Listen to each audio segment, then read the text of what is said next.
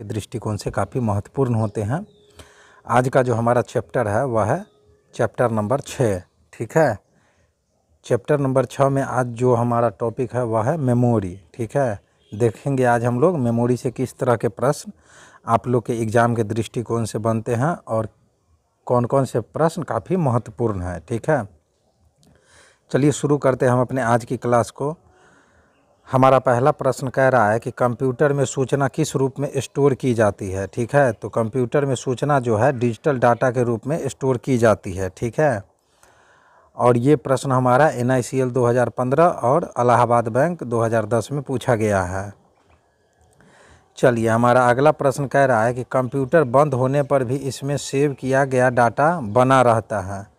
तो कंप्यूटर बंद होने पर भी इसमें सेव किया गया डाटा बना रहता है सेकेंडरी या सहायक स्टोरेज डिवाइस में। ठीक है, और ये प्रश्न भी हमारा इलाहाबाद बैंक 2010 और SBI क्लर्क 2015 में पूछा गया है। ठीक है, हमारा अगला प्रश्न कह रहा है कि कंप्यूटर के मुख्य या प्राथमिक मेमोरी के प्रकार हैं। तो इसके दो प्रकार हैं, रैम तथा रोम। ठीक है, और ये प्रश्न भी हमारा RBI 2015 में पूछा गया है। चलिए हमारा अगला प्रश्न कह रहा है कि किस सर्किट का प्रयोग कंप्यूटर में इलेक्ट्रॉनिक मेमोरी डिवाइस की भांति किया जाता है। फ्लिप फ्लॉप का। ठीक है, और ये प्रश्न भी हमारा SSC GL 2002 में पूछा गया है। ठीक है, काफ़ी महत्वपूर्ण प्रश्न है। चलिए आगे बढ़ते हैं, देखते हैं कि हमारा अगला प्रश्न क्या कह रहा है। हमारा अगला प्रश्न कह रहा है कि सेकेंडरी या सहायक मेमोरी को लगातार विद्युत सप्लाई की ज़रूरत नहीं होती है। ठीक है, और ये प्रश्न हमारा SBI क्लर्क 2011 में पूछा गया है। चलिए हमारा अगला प्रश्न कह रहा है कि रजिस्टर उच्च गति स्मृति तत्व है जो स्थित होते हैं। तो कहाँ स्थित होते हैं वो? रोम में। ठीक है, और ये प्रश्न भी हमारा 2007 में पूछा गया है। हमारा अगला प्रश्न कह रहा है कि फाइल को सेव कर कंप्यूटर बंद कर देने पर डाटा यथावत रहता है। तो फाइल को सेव कर देने पर जो है डाटा हमेशा सेकेंडरी स्टोरेज में रहता है। ठीक है, और ये प्रश्न भी हमारा SBI क्लर्क 2007 में पूछा गया है। हमारा अगला प्रश्न कह रहा है कि कंप्यूटर का बिल्ट इन मेमोरी है। तो कंप्यूटर का बिल्ट इन मेमोरी कौन है? रोम है। ठीक है, और ये प्रश्न हमारा SBI क्लर्क 2009 में पूछा गया है। हमारा अगला प्रश्न कह रहा है कि जब पावर बंद कर दी जाती है तो यह मेमोरी अपने डाटा या कंटेंट खो देती है। इसे कहते हैं, इसे हम लोग वोलाटाइल या अस्थायी मेमोरी कहते हैं। ठीक है, और ये प्रश्न भी हमारा 2010 और इलाहाबाद बैंक 2011 में पूछा गया है। हमारा अगला प्रश्न कह रहा है कि वह डाटा जो मेमोरी के निर्माण के समय ही रिकॉर्ड किया गया हो और उसे प्रयोक्ता चेंज या मिटा नहीं सकता कहलाता है रीड ओनली मेमोरी। ठीक है, और ये प्रश्न भी हमारा IBPS PO 2011 और इलाहाबाद बैंक 2011 में पूछा गया है। हमारा अगला प्रश्न कह रहा है कि रैम वोलाटाइल अस्थायी मेमोरी है क्योंकि इसमें डाटा बनाए रखने के लिए लगातार पावर सप्लाई की ज़रूरत होती है। ठीक है, और ये प्रश्न भी हमारा IBPS क्लर्क 2011 और SBI 2012 में पूछा गया है। हमारा अगला प्रश्न कह रहा है कि बिजली बंद हो जाने पर भी मेमोरी के डाटा या कंटेंट नष्ट या गुम नहीं होते हैं। तो वो रोम में से गुम नहीं होते हैं। ठीक है, और ये प्रश्न भी हमारा SSC 2012 में पूछा गया है। ठीक है, चलिए आगे बढ़ते हैं, देखते हैं कि हमारा अगला प्रश्न क्या कह रहा है।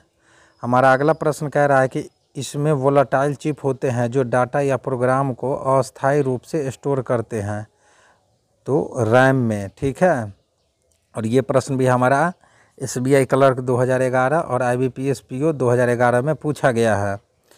हमारा अगला प्रश्न कह रहा है कि निर्माण की प्रक्रिया में इस मेमोरी चिप को प्रयोग किया जाता है। तो निर्माण की प्रक्रिया में जो है रोम मेमोरी के चिप को प्रोग्राम किया जाता है। ठीक है, और ये प्रश्न हमारा IBPS GRB 2012 में पूछा गया है। हमारा अगला प्रश्न कह रहा है कि कैसेट टेप से डाटा प्राप्त करने के लिए किस एक्सेस मेथड का प्रयोग होता है। ठीक है, तो सीक्वेंशियल एक्सेस मेथड का प्रयोग किया जाता है, और ये प्रश्न हमारा NICL 2015 में पूछा भी गया है। चलिए हमारा अगला प्रश्न कह रहा है कि रोम का सर्वाधिक उन्नत रूप है। तो रोम का सर्वाधिक उन्नत रूप जो है वह है EEPROM, ठीक है। और ये प्रश्न हमारा SSC GL 2014 में पूछा गया है। चलिए हमारा अगला प्रश्न कह रहा है कि रोम का अभिप्राय है, तो रोम का अभिप्राय है रीड ओनली मेमोरी, ठीक है। और ये प्रश्न हमारा SSC GL 2015 में पूछा गया है। हमारा अगला प्रश्न कह रहा है कि PROM का एक बार प्रोग्राम कर देने के बाद हम सूचना को केवल पढ़ सकते हैं। जी हाँ, PROM को एक बार प्रोग्राम कर देने के बाद हम लोग सूचना को केवल पढ़ सकते हैं, उसमें कोई चेंज नहीं कर सकते हैं, एडिट नहीं कर सकते हैं, ठीक है। और ये प्रश्न हमारा SSC GL 2015 में पूछा गया है। हमारा अगला प्रश्न कह रहा है कि किस मेमोरी के डाटा को 1 सेकेंड में कई बार नवीनीकृत किया जा सकता है, तो वह है डायनामिक रैम, ठीक है। और ये प्रश्न हमारा SSC DEO 2015 में पूछा गया है, ठीक है। चलिए हमारा अगला प्रश्न कह रहा है कि कंप्यूटर सिस्टम हार्डवेयर द्वारा व्यवस्थित तीव्र महंगा और अपेक्षाकृत छोटा मेमोरी है, तो वह है कैश मेमोरी, ठीक है। ये प्रश्न भी हमारा SSC DEO 2015 में पूछा गया है। हमारा अगला प्रश्न कह रहा है कि कौन सी computer memory non volatile memory का उदाहरण है, ठीक है। तो वह रोम मेमोरी है जो नॉन वोलेटाइल मेमोरी का उदाहरण है, ठीक है। और ये प्रश्न भी हमारा SBI क्लर्क 2011 और SSC स्टेनो 2016 में पूछा गया है। हमारा अगला प्रश्न कह रहा है कि PROM का विस्तारित रूप है, तो PROM का विस्तारित रूप है प्रोग्रामेबल रीड ओनली मेमोरी, ठीक है। और ये प्रश्न हमारा SBI क्लर्क 2011 में पूछा गया है। चलिए आगे बढ़ते हैं, देखते हैं हमारा अगला प्रश्न क्या कह रहा है। हमारा अगला प्रश्न कह रहा है कि जब आप कंप्यूटर में किसी डॉक्यूमेंट पर कार्य करते हैं तो डॉक्यूमेंट अस्थायी रूप से स्टोर किया जाता है रैम में, ठीक है। और ये प्रश्न हमारा 2003 में और 2011 में पूछा गया है, ठीक है। चलिए हमारा अगला प्रश्न कह रहा है कि रैंडम एक्सेस मेमोरी में, ठीक है, इलेक्ट्रॉनिक घटक होते हैं जो डाटा स्टोर करते हैं, ठीक ना। और ये प्रश्न भी हमारा 2010 के एग्ज़ाम में पूछा गया है। चलिए हमारा अगला प्रश्न कह रहा है कि परमानेंट इंस्ट्रक्शन जिन्हें ऑन किए जाने पर कंप्यूटर प्रयोग में लाता है और जिन्हें परिवर्तित नहीं किया जा सकता स्टोर किए जाते हैं रोम, ठीक है, जिसे हम लोग रीड ओनली मेमोरी भी कहते हैं इसी में। और ये प्रश्न हमारा 2010 के एग्ज़ाम में पूछा गया है, ठीक है। हमारा अगला प्रश्न कह रहा है कि रोम की विशेषता है कि, तो रोम का विशेषता यहाँ पूछ रहा है, तो उसका विशेषता है रोम में डाटा नॉन वोलेटाइल या परमानेंट होता है, ठीक है। और ये प्रश्न हमारा SBI क्लर्क 2014 में पूछा गया है। हमारा अगला प्रश्न कह रहा है कि CPU जिस प्रोग्राम या डाटा को वर्तमान में प्रोसेस कर रहा होता है उसे रखा जाता है, तो उसको हम लोग रैम मेमोरी में रखते हैं, ठीक है। और ये प्रश्न हमारा 2010 और 2011 के एग्ज़ाम में पूछा भी गया है। हमारा अगला प्रश्न कह रहा है कि कौन सी स्टोरेज मीडिया केवल सीक्वेंशियल एक्सेस की व्यवस्था करती है, तो वह है मैग्नेटिक टेप, ठीक है। और ये प्रश्न हमारा PNB 2010 में और 11 में भी पूछा गया है, ठीक है। चलिए हमारा अगला प्रश्न कह रहा है कि ऐसा स्टोरेज डिवाइस जो पावर सप्लाई बंद किए जाने पर भी डाटा को बनाए रखता है कहलाता है नॉन वोलेटाइल कहलाता है, ठीक है, जो कि डाटा पावर बंद हो जाने पर भी डाटा को बनाए रखता है, ठीक है। और ये प्रश्न हमारा NICL 2015 और IOB क्लर्क 2011 में पूछा गया है, ठीक है। हमारा अगला प्रश्न कह रहा है कि रैम का पूरा रूप है, तो रैम का पूरा रूप है रैंडम एक्सेस मेमोरी, ठीक है। और ये प्रश्न हमारा उत्तराखंड PSC 2003 और IBPS क्लर्क 2011 और 12 दोनों में पूछा गया है, ठीक है। चलिए हमारा अगला प्रश्न कह रहा है कि EEPROM का पूर्ण रूप है, तो EEPROM का पूरा रूप है erasable programmable read only memory, ठीक है।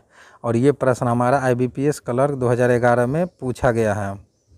हमारा अगला प्रश्न कह रहा है कि डिस्क को ट्रैक और सेक्टर्स में डिवाइड करने की प्रक्रिया कहलाती है, तो डिस्क को ट्रैक और सेक्टर में डिवाइड करने की प्रक्रिया फॉर्मेटिंग कहलाती है। जी हाँ, और ये प्रश्न हमारा PNB क्लर्क 2010 और IBPS क्लर्क 2017 में पूछा गया है।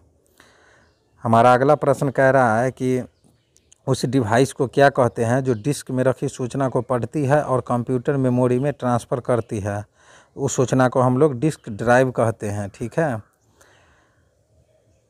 हमारा अगला प्रश्न कह रहा है कि थिक रिजिड मेटल प्लेटर जो उच्च गति से सूचना स्टोर करने तथा पुनः प्राप्त करने की क्षमता रखते हैं कहलाता है, तो वह हार्ड डिस्क कहलाता है। ठीक है।